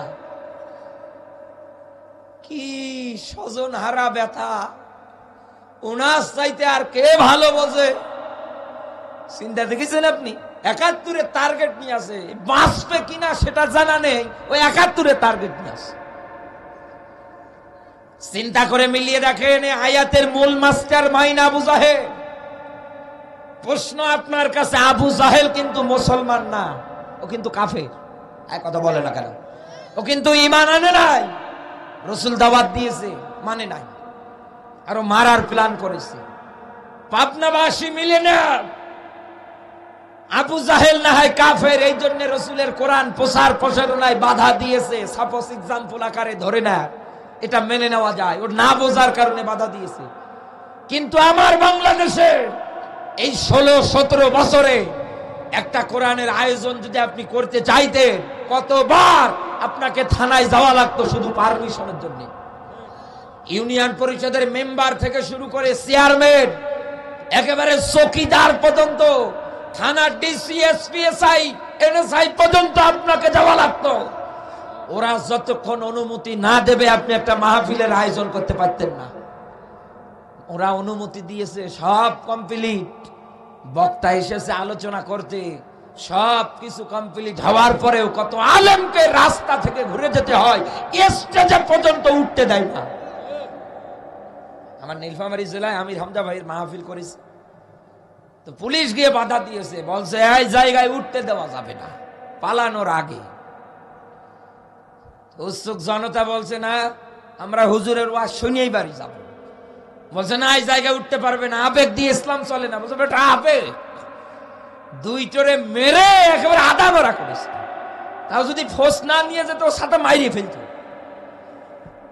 এসে হামজা ভাইকে একেবারে আপনার কোন দলাবাড়ি দিয়ে, কাদাবাড়ি দিয়ে হাঁটিয়ে হাঁটিয়ে অনেক দূর নিয়ে যাওয়ার পরে তাকে গাড়িতে উঠে দেওয়া হয়েছে। চিন্তা ভাবনা করে মেলান তো, কোরআনের মাহফিলে একটা আলেমকে স্টেজে উঠতে দেয় না, অথচ তিনি কোন এদেশের বড় মামলার তালিকায় নাই, সব কমপ্লিট। আপনার এত টাকা পয়সা খরচ করে আপনি আয়োজন করেছেন, উঠতে দিতে না। আরে ভাই, আমার প্রশ্ন আপনার কাছে, আবু জাহেল যদি কোরআন প্রচার প্রচারণায় বাধা দেওয়ার কারণে কাফের হয়, এই বাংলাদেশে ১৬-১৭ বছরে কোরআন প্রচার প্রসারণায় এরকম ডাইরেক্ট ইনডাইরেক্ট যারাই বাধা দিয়েছে, আবু জাহেল যা এটাও তা। এক কথা বলেন, কি তফাৎ আছে বলেন আমাকে? আবু জাহেলের যেমন আকাঙ্ক্ষা ছিল ধরে থাকবো চেয়ার, এদেরও তো চিন্তা ছিল এইটাই। বাংলাদেশে আপনি তাকিয়ে দেখেন, কোরআনের মাহফিলে এই প্রকৃতির লোক বেশি। আমি হুজুর গলা ফাটিয়ে চিল্লিয়ে চিল্লিয়ে যদি মারাও যাই আল্লাহর আইন কায়েমের জন্য, দিন বিচারের আন্দোলনের জন্য, কোরআনের বিধান কায়েমের জন্য, আপনি তো কোনো না কোনো দিক দিয়ে কোরআনের এই সত্য বিধানগুলো অমান্য করেন, এই সমাজে আপনি প্রতিষ্ঠিত করতে দেন না। তাহলে আপনার মাঝে কোরআনের ব্যাখ্যা বললেই কি আর না বললেই কি? আরো একটা পয়েন্ট বলছি, খতামাল্লাহু আলা কুলুবিহিম, আল্লাহ বলেন ওদের কলব যা আছে আমি আল্লাহ মোহর মেরে দিয়েছি। ওদের যে কর্ণকহর আছে আমি আল্লাহ এটাতে মোহর মেরেছি। ওদের যে দেখার জন্য দুটো লাইট দিয়েছি, আলাম না জাআল্লাহু আইনাইন, চোখ, এই চোখের মধ্যে আমি আল্লাহ মোহর মেরে দিয়েছি। এদের জন্য রয়েছে আযাব, কঠিন শাস্তি। কথাকার উলাইকা কাল আনআম বাল হুম আদাল। এই আয়াতের একনিষ্ঠ অন্য আরো একটা আয়াত আছে এই ব্যাপারে, সূরা আনামের ১৭৯ নম্বর আয়াত। আল্লাহ বলেন উলাইকা, ওই মানুষগুলো কারা, যাদের এই তিনটাই নষ্ট হয়ে গিয়েছে। আল্লাহ বলেন এ তো চার পাওয়ালা জানোয়ারের চাইতেও খারাপ। একটা কুকুরের যা দাম আছে আল্লাহর কাছে, আপনার এই কলব, আপনার এই চোখ, আপনার এই কর্ণকহর, এগুলো যদি ইসলামের জন্য কাজে লাগাতে না পারেন, আপনি একটা কুকুরের চাইতেও খারাপ। সেই হিসাব অনুসারে মেলান এদেশে কোরআনের অনুষ্ঠান কম হয় না, কিন্তু আমরা মানুষ যারা আছি প্রকৃতির হিসাব অনুসারে মিলিয়ে দেখেন, শুধু নামে মানুষ কিন্তু কোরআনের আয়াত অস্বীকারী করার জব। আল্লাহ এদের থেকে আমাদের বাংলাদেশটাকে যেন হেফাজত করে, বলেন আমিন। নবীজির প্রতি দরুদ, মানবতার মুক্তির মডেল, মানবতার মহান আদর্শ, মানবতার শিক্ষক, নবিকুল শিরোমণি নবী মুহাম্মদুর রাসূলুল্লাহ সাল্লাল্লাহু আলাইহি ওয়াসাল্লাম। জবান ছেড়ে কোরআনের সোনালী আয়াত আমার সঙ্গে পড়ে নাও। বিল্লাহি মিনাশ শাইতানির রাজিম। বিসমিল্লাহির রহমানির রহিম।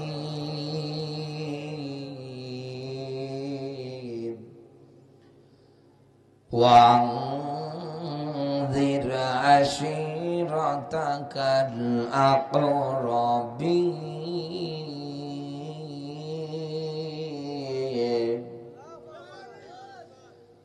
আপনাকে আগামীকালকে কেউ যদি জিজ্ঞাসা করে কোন সূরা থেকে আলোচনা করেছে, আপনি বলবেন সূরা শুআরা 214 নম্বর আয়াত। একেবারে ছোট্ট একটা আয়াতে কারিমা আমরা তেলাওয়াত করেছি। আমার আজকের আলোচনার সাবজেক্ট সতর্ক। আমি পাবনার সাথিয়ার মানুষদের মাঝে কোরআন হাদিসের আলোকে সতর্কমূলক এবার ব্যাখ্যা দিচ্ছি। আল্লাহ পাক বলেন নবীর নিকট আত্মীয় যারা আছে, যেহেতু আকরাবিন শব্দের শাব্দিক অর্থ নিকট আত্মীয়, মুফাসসিরে ইকরাম যারা আছে এটাকে আবার ভেঙ্গে ভেঙ্গে নিকট আত্মীয় তালিকার মধ্যে সবার প্রথম রেখেছে ঘরের বউটাকে। এই পৃথিবীর ময়দানে একজন মানুষের কাছে নিকট আত্মীয় তালিকার মধ্যে সবার প্রথম তার বউ। রাসূলও যেই দিন নবুয়ত প্রাপ্ত হয়েছিলেন, ভয় পেয়ে খাদিজাকে গিয়ে ডাক দিয়ে বলছেন, খাদিজা আমাকে ঢেকে দাও, আমি ভয় পেয়েছি। খাদিজাতুল কুবরা ডাক দিয়ে বলছে, আপনি ভয় পাবেন না, আপনি দুনিয়ায় কোনোদিন রক্তের সম্পর্ক ছিন্ন করেন না, আপনি কোনোদিন মানুষদের মাঝে মিথ্যা কথা বলেন না। খাদিজাতুল কুবরা একাধারে এরকম করে ব্যাখ্যা দিচ্ছেন। এরপরে ওরা ইবনে নওফলের কাছে গেলেন, যাবার পরে তিনি ব্যাখ্যা করে বললেন উনি আর কেউ না, উনি হচ্ছেন ফেরেশতা জিবরাইল। বলেন আল্লাহু আকবার। বিশ্ব নবী আমার সবার প্রথম এসে খাদিজাকে দাওয়াত দিয়েছিলেন, ডাক দিয়ে বলেছিলেন, খাদিজা আমি আল্লাহর নবী। খাদিজাতুল কুবরা বিশ্ব নবীর কণ্ঠে দাওয়াত পাওয়ার পরে এক সেকেন্ডও বিলম্ব করে না, সবার প্রথম কালমা পড়ে মুসলমান হয়েছে। এরপরে বাল্যকালের বন্ধু আবু বকর দাওয়াত পেয়েছেন, এক কথা বলেন না কেন? এরপরে ধারাবাহিকতায় আপনি মিলিয়ে দেখেন ইসলামের মধ্যে মানুষ একাধারে প্রবেশ করেছে। এই হিসাব অনুসারে বিশ্ব নবীকে আল্লাহ জানিয়েছেন, হে নবী আপনার নিকট আত্মীয় যারা আছে তাদেরকে সতর্ক করেন। রাসূল তার নিজের স্ত্রীর কাছে ঈমানের দাওয়াত দিয়েছেন, কারণ দুনিয়ায় কোন মানুষ যদি জান্নাতে যেতে চায়, জান্নাত যদি পেতে চায়, মরণের পরে ইন্নাল্লাযীনা আমানু ওয়া আমিলুস সলিহাত, কারণ কোরআনে যত জায়গায় জান্নাত শব্দ ব্যবহৃত করেছেন আল্লাহ, তত জায়গায় ঈমান এবং ভালো কাজ, এই দুইটা ব্যাখ্যা দিয়েছেন। ও বাংলার মুসলমান যারা আছেন, কান খাড়া করে মিলিয়ে বার ওয়াজটা বাড়ি নিয়ে যান। আপনার ঘরের বউটাকে আপনি কি আজকেই নামাজের জন্য আহ্বান করেন, আপনার মেয়েটাকে করেন, আপনার ছেলেটাকে করেন। এই পৃথিবীর ময়দানে রাজের কাছে যদি আপনি দিনের দাওয়াত গুলো পৌঁছে দিতে না পারেন, সূরা হামিম সিজদার 29 নম্বর আয়াত, কিয়ামতের দিন আপনার স্ত্রী, আপনার সন্তান এদের জোড়া পায়ে লাথি খেয়ে আপনাকে জাহান্নামে যাওয়া লাগবে। আপনার তাহাজ্জুদ গেল কোথায়? আপনার হজ গেল কোথায়? আপনার উমরা গেল কোথায়? একটাও তো আপনার কোনোভাবে কোনো দিক দিয়ে কাজে আসে না। হিসাব অনুসারে মেলান, আজকেই আপনি সতর্ক করেন বাড়ি গিয়ে। দ্বিতীয় নাম্বারে ব্যাখ্যা যেটা পেয়েছি আমি, রসুল তার নিজের মেয়ে ফাতেমাতুজ জোহরাকে দাওয়াত দিয়েছেন। ওই জায়গার মধ্যে যারা মেয়ের বাবা বসে আছেন, এই পয়েন্টটার মধ্যে রসুল তামাম দুনিয়ার মেয়ের বাবাদের জন্য আদর্শ রেখে গিয়েছেন। রসুল তার মেয়ে ফাতেমাতুজ জোহরাকে ডাক দিয়ে বলেছেন, মা, কিয়ামতের দিন জান্নাত যদি তুমি পেতে চাও, আমি নবী আখির জামানার পয়গম্বর, হয়তো এই পরিচয় দিবা যে আমার বাবা এটা, এই পরিচয় দিয়ে তুমি জান্নাতে যেতে পারবে না, তোমাকে জাহান্নামে যাওয়া লাগবে। জান্নাতে তুমি যদি যেতে চাও, তোমার ঈমান আর আমলটাকে মজবুত করা লাগবে। রসুল তার মেয়েকে যদি এই উপদেশ দিতে পারে, আপনি তো নবীর উম্মত, এখন আপনিও মেয়ের বাবা, বাড়ি গিয়ে আপনার মেয়েকেও আপনি ঈমান আর আমলের ব্যাখ্যা দেন। আপনি যদি এটা দিতে ব্যর্থ হন, রসুল জানিয়েছেন একটা মেয়ে যদি বেপরদায় চলে, ও 4 জনকে জাহান্নামে নিয়ে যায়। 1 নম্বরে ওর বড় ভাই, 2 নম্বরে ওর বাবা, 3 নম্বরে ওর মা, 4 নম্বরে ওর স্বামীটাকে। হিসাব অনুসারে এবার মেলান তো আপনি, আপনার এত বড় একটা মেয়ে, কোনদিন আপনি তাকে পর্দা ফরজ বিধান এটা জীবনে উঠিয়ে দিতে পারলেন না। আপনি হাটে বাজারে বাজারে ওকে নিয়ে যাবার পরে শাড়ির নামে মশারি কিনে দেন, একাধারে সব জায়গার মধ্যে চলাচল করছে। একটা বারের জন্য আপনার বিবেকের মধ্যে বাঁধে না, একটা বারের জন্য আপনার চিন্তা হয় না। এমনকি রসুল যাই দিন ফাতেমাতুজ জোহরাকে আলীর হাতের মধ্যে উঠিয়ে দিছিলেন, রসুল ডাক দিয়ে বলেছিলেন, ফাতেমা, এই যে আলী হাতে তোমাকে আজকে আমি উঠিয়ে দিচ্ছি, খবরদার তোমার কোনো আচরণে, তোমার কোনো কথায় আলী যেন কষ্ট না পায়। এদেশের প্রত্যেকটা বাবা যদি মেয়েকে বিয়ে দেওয়ার সময় এরকম করে ছেলেদের হাতে রসুলের আদর্শ অনুসারে মেনটেন করে দিয়ে বলতে পারতো, এ মা, এই যে হাতে উঠিয়ে দিলাম, কোন দিন যেন কোনোভাবে এনার সঙ্গে বেয়াদবি না হয়, তোমার কোনো আচরণ যেন কষ্ট না পায়। কারণ ইনি যদি একবার আপনার উপরে বদদোয়া দিয়ে দেয়, মন খারাপ করে থাকে, আপনার ঠিকানা কিন্তু আর জান্নাতে না, আপনার ঠিকানা জাহান্নামে। এই জায়গায় ম্যাক্সিমাম মানুষ বউয়ের সঙ্গে ঝগড়া করার পরে এদিক ওদিক হয়ে থাকেন, বা বউ আপনার সঙ্গে ঝগড়া করে। যেই মেয়ে তার স্বামীর সঙ্গে ঝগড়া করে, কথা কাটাকাটি করে, কথা বলে না, ওই স্বামীর উপরে আল্লাহর ফেরেশতারা লানত দেয়। যতক্ষণ বলবে না ততক্ষণ আপনি লানত প্রাপ্ত। কথা বলে না, হিসাব করে মেলাম তো এবার আপনি। বিশ্বনবী আপনাকে আদর্শ শিখাচ্ছেন কি, আর আপনি ফলো করেন কি, আপনি মানেন কি? আল্লাহর নবী আমার সাহাবীদের নিয়ে একটা জায়গার মধ্যে উপস্থিত, এমন সময়ে ফাতেমাতুজ জোহরা নবীজির কাছে এসে হাজির। অন্যান্য দিন ফাতেমাতুজ জোহরা রসুলের কাছে আসলে রসুল মাথা ওঠায়, রসুল তার দিকে তাকিয়ে মুচকি মুচকি হাসে এবং বিভিন্ন বিষয় জিজ্ঞাসা করে। ওই দিন রসুল কিচ্ছু জিজ্ঞাসা করছে না, কথাই বলছে না রসুল। ফাতেমাতুজ জোহরা ডাক দিয়ে বলছে, বাবা, অন্যদিন আসলে তুমি আমার সঙ্গে কথা বলো, আর আজকে কিছুই বলো না। নবীজি ডাক দিয়ে বলছেন, মা, তাড়াতাড়ি করে বাড়ি যাও, আমি বুঝেছি তুমি আলীর সঙ্গে কথা কাটাকাটি করে এসেছো। এই অবস্থায় তুমি যদি মারা যাও, আলী যদি তোমারে মাফ না করে, আমার মেয়ে পরিচয় দিলেও তুমি জান্নাতে যেতে পারবে না। এই দেশের প্রত্যেকটা বাবারা যদি এটা ফলো করতো, কারণ এদেশের ম্যাক্সিমাম মেয়েরা এমন, যেদি স্বামীর যা ইনকাম এর চাইতে ওর চাহিদা বেশি। কি করবে আপনার জন্য? আর সারা দিন মাঠের মধ্যে কাজ করে সর্বোচ্চ 1000, 2000, না 1 মাসে আপনার জন্য চাকরি করে হলেও 20-22 হাজার, 25-30 হাজার টাকা ইনকাম করবে, এটাই তো। কিন্তু আপনি এমন জেদি হয়ে বসে আছেন, আপনার বিউটি পার্লারে সপ্তাহে 2 বার করে 15,000 টাকা লাগে। কি করবে? ওর বেতন তো 20,000 টাকা। আপনার সপ্তাহে যদি 15,000 টাকা শুধু সাজুগুজুর জন্য লাগে, কি রক্ত বিক্রি করবে? কেন আপনি বোঝেন না? এইরকম ক্যাটাগরিতে আপনি দেখবেন যখন আর দিতে পারছে না তখন ঝগড়াঝাটি করে বাপের বাড়ি চলে যায়।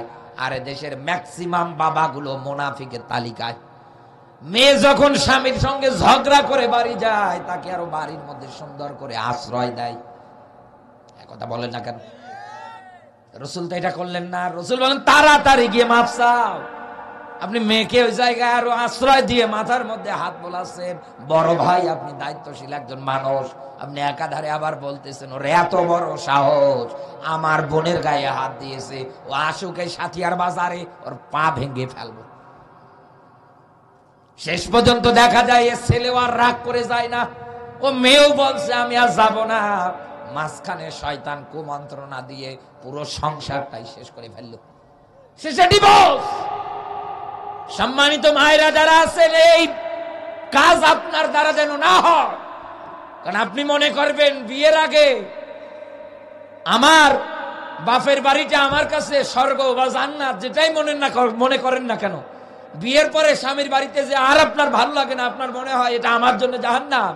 না, পৃথিবীতে স্বামী ব্যতীত আপনার আপনার কেউ নেই। একজন নারীর সবচেয়ে কাছের আপন তার স্বামী। আর আপনি এদিকে শয়তানদের কুমন্ত্র শুনে সে স্বামীকে কষ্ট দেয়, সে স্বামী ব্যথা সহ্য করতে না পেরে, বিরহ যন্ত্রণা সহ্য করতে না পেরে রেল লাইনে জীবন দিচ্ছে। এক কথা বলে না কেন? সেদিন আমার নীলফামারীর এক লোক ময়মনসিংহে গিয়ে মারা গিয়েছে ট্রেনের তলে। কি বউ ডিভোর্স দিয়েছে তাই? হিসাব করে মেলাম তো কত এরকম করে আপনার সংসারগুলো নষ্ট হচ্ছে। আপনার স্বামীর বাড়ি জাহান্নাম মনে হয়, ডিভোর্স হওয়ার পরে বাপের বাড়ি এসে 6 মাস থেকে দেখেন ওটার চাইতে এটা বড় জাহান্নাম হবে। কেউ দেখতে পারবে না, দূর দূর করে তাড়াবে। শেষে হয় গার্মেন্টসে গিয়ে খেটে খাওয়া লাগবে। স্বামীকে যদি মূল্যায়ন করতে পারতেন, স্বামী যতটুকু ইনকাম করুক আপনাকে মাথায় উঠিয়ে রাখতেন। কথা বলে না কেন? কিন্তু এই জায়গায় ম্যাক্সিমাম বাবা যারা আছে মেয়েকে এই আদর্শে লালিত পালিত করে না। এই জন্যই তো এদেশের ম্যাক্সিমাম সংসার গুলোতে আজ ডিভোর্সের সংখ্যা বেড়ে যাচ্ছে। আপনি এই আমলে তো বিশ্ব নবী আমার তার ফুফুকে সতর্ক করলেন।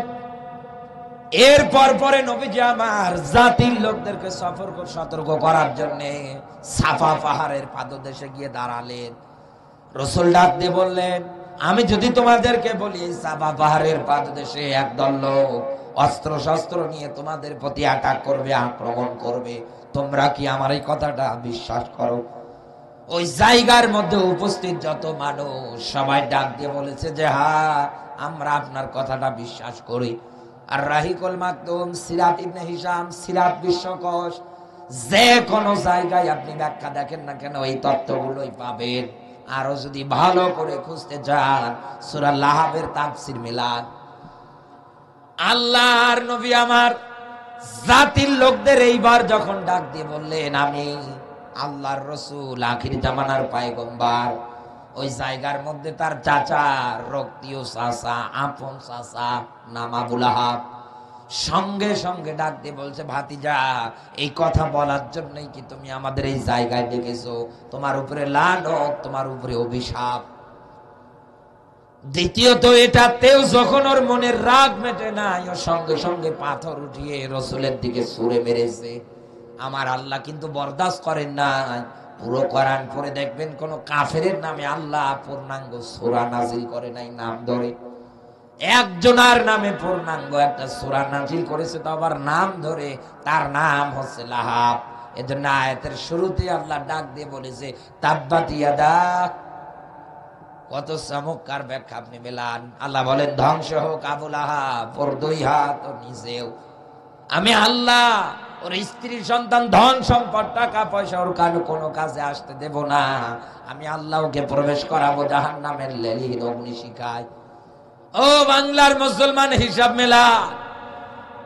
এই দেশের মধ্যে আজ যারা নাইবে নবীদের গায়ে হাত দেয়, আলো উলামা ওয়ারাসাতুল আম্বিয়া, নবীজি জানিয়েছেন আমার পরে নাইবে নবী তারা দুনিয়ায় যারা আলেম আর যারা এই আলেমদের গায়ে হাত দেয় হিসাব করে লিখে নেন বন্ধু, সামনে এমন দিন আসবে জালেম আপনি মারা যাবেন, পড়ে থাকবেন, জানাজা দেওয়ার মতো কেউ থাকবে না।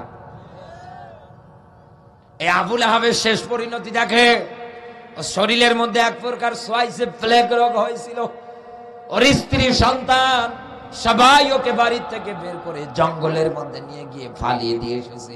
ওই জায়গার মধ্যে গলে পচে মারা গিয়েছে। ওকে কেউ আদর করে মাটির মধ্যে পুঁতেও রাখে নাই। হিংস্র জন্তু জানোয়ার ওই জায়গায় ওর লাশটা চিরে চিরে খেয়েছে। এই বাংলাদেশে এতদিনে যারা মতিউর রহমান নিজামীর মতো মানুষদের হত্যা করেছেন, কোরআনের পাখিকে যারা মেরেছেন, কামরুজ্জামান, আলী হাসান মুজাহিদ, এরকম করে দিনের রাহবারদের যারা হত্যা করেছেন, আমি বলছি আপনি খাতা কলমে লিখে রাখেন, এদেশের মানুষ জেনে গিয়েছেন এনাদের হত্যাকারীকে। এইসব জালেমদের সাপোর্টার এবং জালেম যারা সামনে মারা যাওয়ার পরে পড়ে থাকবে, জানাজা দেওয়ার মতো একটা লোক খুঁজে পাবেন না। আপনি পাবেন না কাউকে, কারণ যাবেই না মানুষদের জানা যায়। কঠিনতম শাস্তি আপনি এই দুনিয়ার ময়দানে দেখতে পারবেন সবচাইতে বেশি এই বুড়ি শয়তানের। মারা গেলে যে কি হবে? দাদা বাবুদের দেশে না হয় এখন আছে, আমি গিয়েছিলাম 2 বার, আল্লাহ নিয়ে গিয়েছিল। ওদের যে গঙ্গা নদী আছে, ও গঙ্গা নদীর 2 মিনিট পর পর শ্মশান, 2 মিনিট পর পর শ্মশান। ও ছাতা যদি মরে যায় ওখানে পুরবে। এক কথা বলে না কেন? না পুড়িয়ে কি করবে? বাংলাদেশে দেবে? নেবেন আপনি? নদীর ধারে ধারে আপনি 2 মিনিট হাঁটার পর পরে শ্মশান পাবেন, হাঁটার পর পরে শ্মশান পাবেন। একজনের জিজ্ঞাসা করছে, ভাই এগুলো কি? বলে এখানে তো শ্মশান, মরা পড়ছে, দেখছেন না? ও, এই শয়তান এই বাংলাদেশে আসার আগে ওখানে যদি মারা যায় তোরে তো পুড়ে ফেলবে। এক কথা বলে না কেন? হিসাব করে মেলান। আল্লাহর নবীর দিকে পাথর মারা যদি আল্লাহ বরদাস্ত না করে, আবু লাহাবের যদি এই পরিণতি হয়, যারা আলেমদের ধরার পরে হাতির ঝিলে নিয়ে গিয়ে উলঙ্গ করেছেন, হাতে সিগারেট ধরিয়ে পর্যন্ত দিয়েছে, হ্যাঁ, রিমান্ডে নিয়ে আপনি পেটান, ওরা তোর হাড় গোড় ভেঙে দেবো, ভিক্ষা করে খাওয়ার মতো অবস্থা তুই থাকবি না। কোথায় গেল তোর মশানি? কোথায় গেল সেই অহংকার? আর জালেমরা তাকিয়ে দেখো, এই বাংলাদেশে এতদিন যাদের উপরে নির্যাতন করেছিলে সেই টুপিওয়ালারা বাংলাদেশে টিকে আছে, তোমরা জালেমেরা নেই। তোমরা জালেমেরা নেই, কোথাও তোদের কোনো অস্তিত্ব নেই। যেখানেই মানুষ বলবে আমি ওই দল, ও আগে জুতা পিঠা খাবে। এক কথা বলে না কেন? আল্লাহ পচিয়েছে, তাও যেমন তেমন পচা না, একেবারে সেই রকম। আবু জাহেলের বাড়ি যেমন হাজিদের জন্য ইন্টারন্যাশনাল পায়খানা, রসুলের বিরুদ্ধাচারণ করার কারণে, ইসলাম না মানার কারণে এই বাংলাদেশে আওয়ামী লীগের কেন্দ্রীয় কার্যালয়গুলোতেও এখন মানুষ ওই আবু জাহেলের বাড়ির মতো বাথরুম করে। এই কথা বলে, শুধু ওদের কেন্দ্রীয় কার্যালয় না, ওদের যত জায়গায়, যত থানায়, যত জেলায় বাড়ি ঘর ছিল, মানুষ বাথরুমের প্যান্ট পর্যন্ত খুলে নিয়ে দিয়েছে। আমার এলাকার আফতাব আহমেদকে তিস্তা নদীর চরে আদামরা করেছে, পালাচ্ছে শয়তান। পালাবে কোথায়? পালানোর পর পরে দেখেন মানুষ বোলডুজার দিয়ে, এই দিয়ে, ওই দিয়ে ওর বাবার মূর্তিতে আগে সটাচ্ছে। এই কথা বলে, একটা মরা মানুষের মূর্তিতে যদি এত পরিমাণে রাগ হয়, আর এরা যদি জিন্দা পাইতো কাঁচাই চাপিয়ে খেয়ে ফেলতো। এর পাশে পচিয়েছে কে? আরো জোরে বলে, আরো জোরে বলে। রসুলকে গালি দিয়েছিল আপনি লেস কাটা, নির্বংশ। ও আর ওর স্ত্রী কখন? যখন রসুলের 2 জন সন্তান আব্দুল্লাহ আর কাসিম, পুত্র সন্তান মাত্র 2টা, আব্দুল্লাহ আর কাসিম মারা গিয়েছিল। আবু জাহেল আর আবু লাহাব আর উম্মে জামিল গালি দিচ্ছে রসুলকে, লেস কাটা, নির্বংশ, বংশের প্রদীপ জ্বালানোর মতো আর কেউ নেই। রসুল মন খারাপ করলেন, ভেঙ্গে পড়লেন। আল্লাহ জিবরিলের মাধ্যমে সূরা কাউসার এনে ডাক দিয়ে বলছেন, নবী আপনি কেন মন খারাপ করেন? আল্লাহ তো আপনাকে হাউজে কাউসার দান করেছে।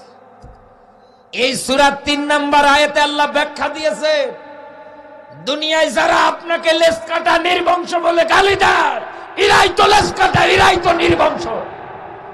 আজ আপনি মিলিয়ে দেখেন, পাবনাবাসী আবু জাহেলের নামে কারো নাম নেই, এদেশে আবু লাহাবের নামে কারো নাম নেই। হিসাব করে মেলান। আজ যদি আবু লাহাবকে কেউ গালি দেয়, কেউ প্রোটেস্ট প্রতিবাদ করবে না। আবু জাহেলকে কেউ যদি গালি দেয়, প্রোটেস্ট প্রতিবাদ করবে না। কিন্তু আমার রসুলকে নিয়ে কেউ যদি ব্যঙ্গ করে, কেউ যদি গালি দেয়, ওর বাবার নাম ভুলিয়ে দিতে 1 সেকেন্ড সময় নেবে না। পঞ্চগড়ের মধ্যে কাদিয়ানীরা ছিল, ওরা আমার রসুলকে মানত না। তাই দেখেছেন পঞ্চগড়ের তৌহিদি জনতারা শরীরের রক্ত দিয়েছে, মামলা খেয়েছে, জেল খেটেছে, এরপরে ওদের কাছে আপোষ করে না। যুগে যুগে এইরকম নবীর উত্তরসূরিরা, ওয়ারিসেরা দুনিয়ায় তৈরি হবে। নবীর মান শান নিয়ে যেই অপমানমূলক কথা বলবে, ওর জিহ্বা আগে টেনে ছিঁড়ে ফেলবে। আস্তাকান জালেমদের কোন অস্তিত্ব, জালেমদের কোন কর্তৃত্ব দুনিয়ায় নেই। কিন্তু নবী মুহাম্মদ সাল্লাল্লাহু আলাইহি ওয়াসাল্লামের আদর্শ রূহানী সন্তান কিয়ামতের আগ পর্যন্ত দুনিয়ায় থাকবে। রাখবে কে? আরো জোরে বলে। এজন্য আমি আপনাকে সতর্ক করে যাচ্ছি, এই দুনিয়ার ময়দানে জালেমের তালিকায় নাম লেখাবেন না। আবু লাহাব, আবু জাহেল, ফিরআউন, নমরুদের মতো কর্মকাণ্ড তৈরি করবেন না। সামনে মারা যাবেন, এই পাবনা সাতিয়ার মাটিতে আপনার জানাজা দেওয়ার জন্য একটা লোক খুঁজে পাবেন না।